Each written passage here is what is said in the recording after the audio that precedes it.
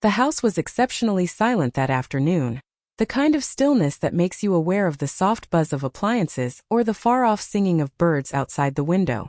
I found myself alone in the living room, mindlessly flipping through a magazine I had no real desire to read. My husband, always engrossed in his work, was away on another business trip. I wasn't upset.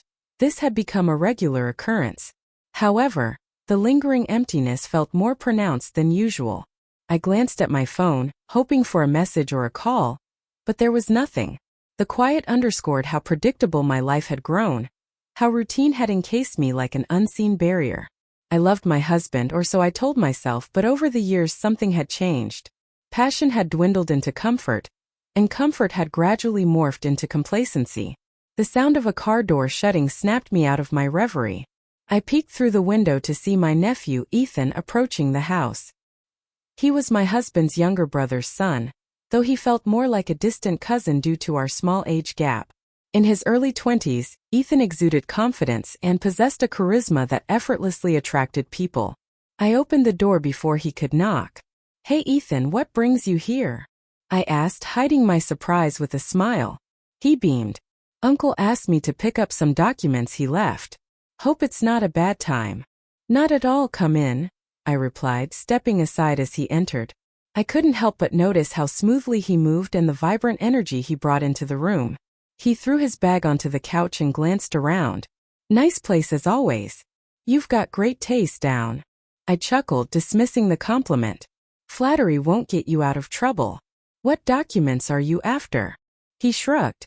"Something about property papers." I decided to check his study while Ethan headed there. As he made his way to the study, I reflected on how different he was from my husband. Ethan was spontaneous, charming, and unapologetically self-assured, traits that had been missing from my everyday life for a long time. I shook off the thought, feeling a bit silly. He was family after all. But then Ethan returned with the papers, his sleeves rolled up to reveal a tattoo on his forearm that I hadn't noticed before. He caught me staring and smirked. "You like it?" "It's interesting," I replied, feeling slightly embarrassed. We sat down and chatted for a while, more than we ever had before. His stories were lively, filled with humor and adventure, a stark contrast to the monotony I had grown used to. His laughter was infectious, and his presence was magnetic. For a short time I forgot about everything: my husband, my responsibilities, the unspoken rules of propriety. In that moment it was just Ethan and me, two people sharing a connection I couldn't quite define. Our conversation flowed naturally, filling the room with a warmth I hadn't experienced in years. Ethan leaned back on the couch, his eyes meeting mine a moment too long as he spoke. There was something about the way he listened, genuinely interested in every word I said, that was disarming, almost intoxicating.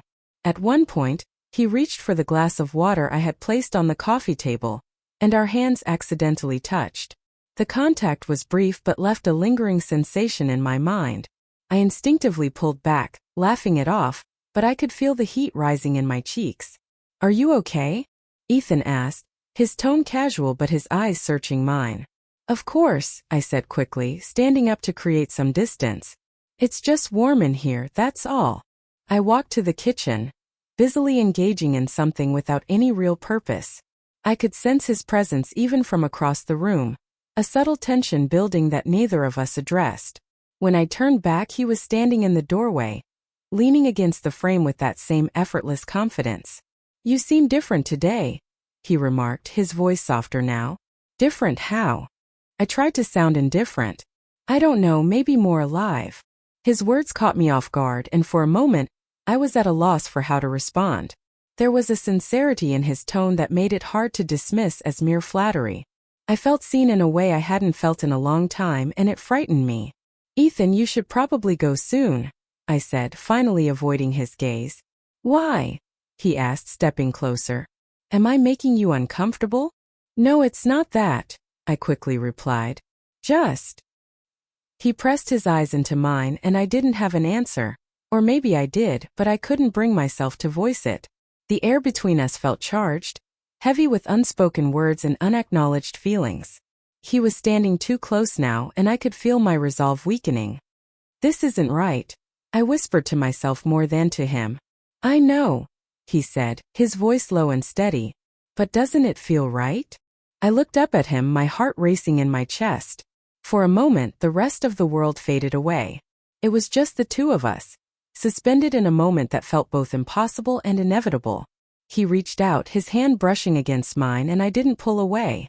The room seemed to contract around us, the distance between us vanishing as if it had never been there. My mind screamed at me to stop, to step back, to consider the consequences, but I couldn't move.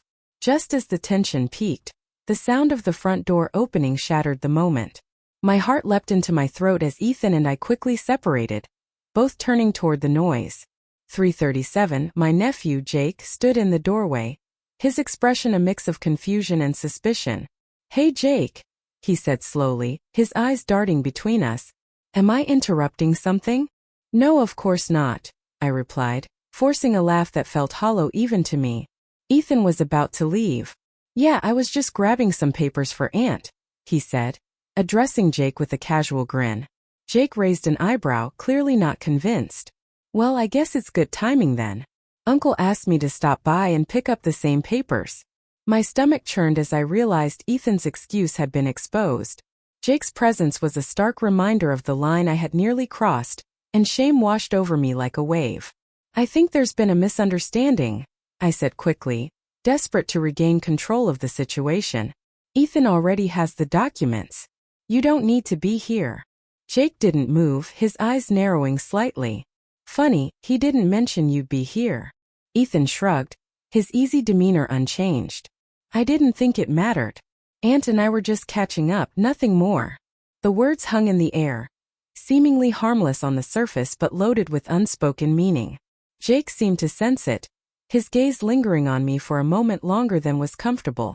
"Well, I'll let you two continue," he said finally. His tone clipped as he turned and walked back out the door, leaving it slightly ajar behind him. The ensuing silence was overwhelming. Ethan looked at me, his expression unreadable.